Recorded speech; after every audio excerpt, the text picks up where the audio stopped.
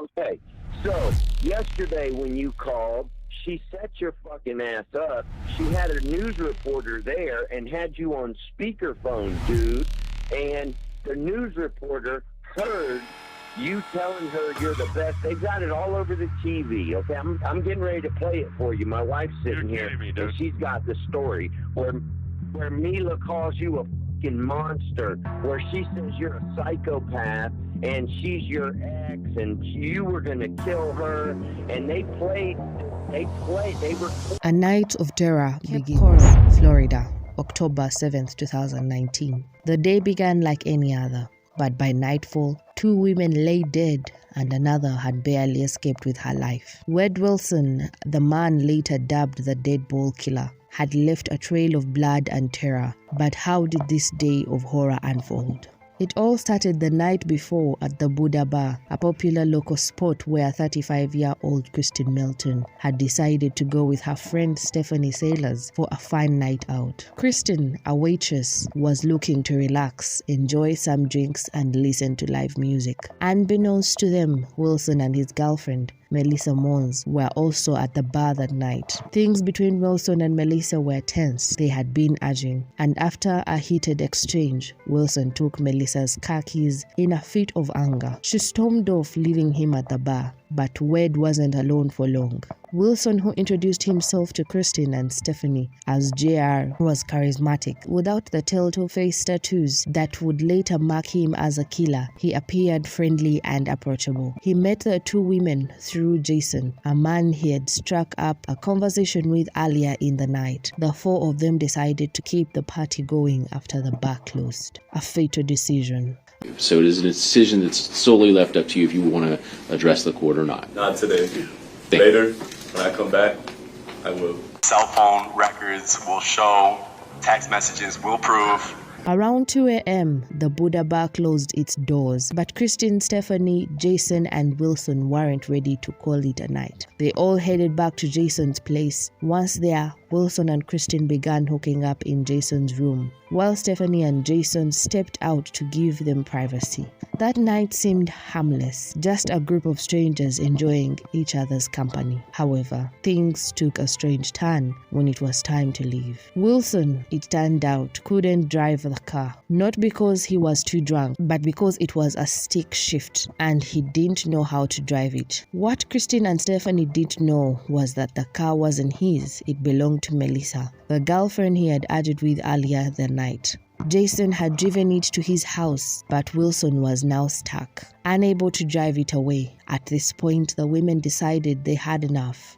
They called an Uber and headed home. Wilson tagged along, still not revealing his true nature. When they finally arrived at Kristen's house, Stephanie felt a wave of relief. She recalled sitting on the couch, taking off her shoes and feeling like they had made it home safely. Kristen was in the kitchen, getting something to drink. Everything seemed fine. Normal even. Stephanie had to leave to go to work the next day and take her son to school. Before leaving, she said goodbye to Kristen, who hugged her and kissed her, saying, "I'll talk to you tomorrow," Stephanie later said. If she was concerned, Kristen would have never let me leave that house. If she was scared, she would have said, "Let's get this guy out of here together." Little did Stephanie know that would be the last time anyone would see Kristen alive. Fortunately, it took 2 women dying for him to get noticed. As soon as Stephanie left, Wade struck. He attacked Kristen, strangling her to death in her own home. After killing her, he wrapped her body in a bedding, thinking he could hide it in the trunk of her own car. But Kristen's body was too heavy for him to carry by himself, so he left her on the floor and stole her car instead. At this point, Wade had killed his first victim, but this rampage was far from over. The attack on Melissa Mons.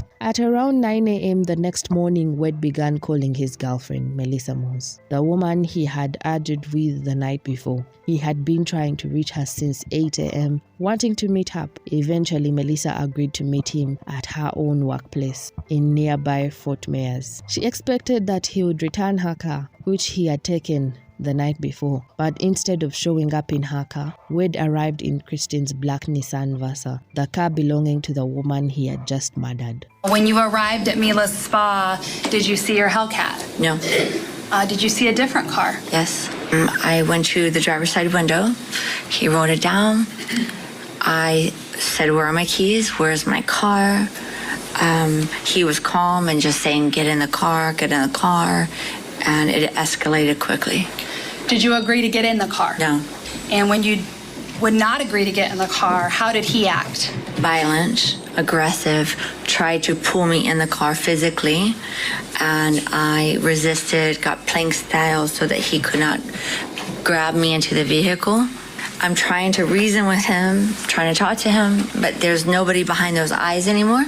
I was trying anything that I could to expand the amount of time that I didn't have to go to his car where I'd probably never be seen again. When Wade arrived, Melissa had no idea what he had done. She was likely still upset about her argument from the previous night. But before she could say or do anything, Wade viciously attacked her. He beat her brutally right in front of a crowd of bystanders. People gathered horrified, but Wade managed to flee the scene before anyone could stop him, driving away in Christine's stolen car. Wade wasn't done yet. Back in Cape Coral, he stopped 43-year-old Dane Ruse walking to work. Dane was engaged to be married and had 2 sons. She worked as a bartender at a local moose lodge, and her co-workers described her as a heart of the place, with a contagious laugh and a personality that could fill a room. But on this day, Dane wouldn't make it to her shift. Wade pulled up beside Dane, asking for directions to a nearby high school. Whether he lured her into the car or forced her inside is unclear, but once she was in, Wade attacked. He choked Dane as he drove down the road. When she lost consciousness, he shoved her out of the car, but she was still alive. My mom didn't get the chance to see me accomplish. My mother will never get the chance to see me get married, get to see me graduate college as a first generation graduate, get to see me get my first real job. During college, I was sent to the ER for the first time. I got into my first car accident, and the only person I wanted to call was my mom.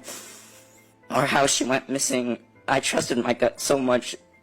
Everything told me that she was coming home, and I haven't been able to trust her again. Or how when I was told she was missing while walking home from my bus stop, or how everybody in my town knew that she was dead before me, or how on my 15th birthday I almost killed myself because I couldn't bear the idea without turning 15 without my mom. I lived 5 years without her, and not a single day has gone by where I haven't been able to not think about her.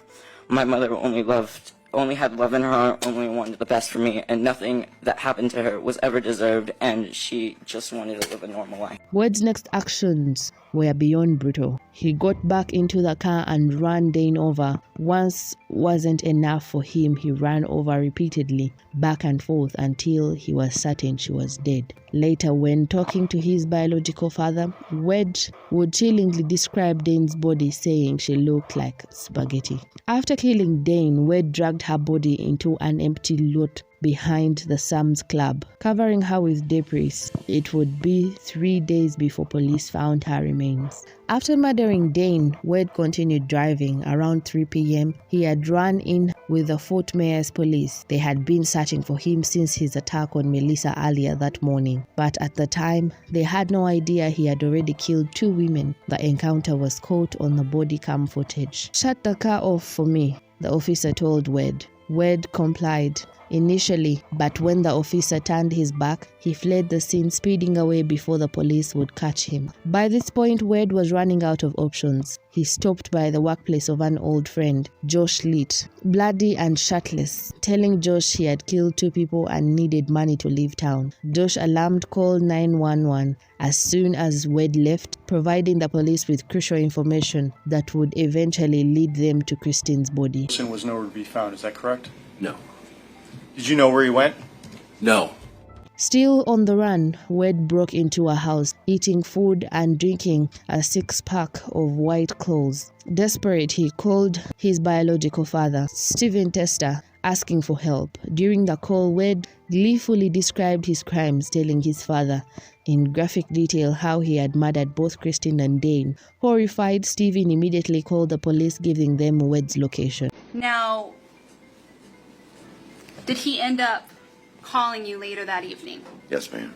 And what did he tell you in that call that evening? The final call? Nope, the call before the final call. He just told me, he did something. There was 2 people gone that would not be back. He said, I'm a killer. I just told him to call me back. I just thought it was another story, So at this point, when he says that there were 2 people that wouldn't be with us and that he was a killer, did you put a lot of weight into that?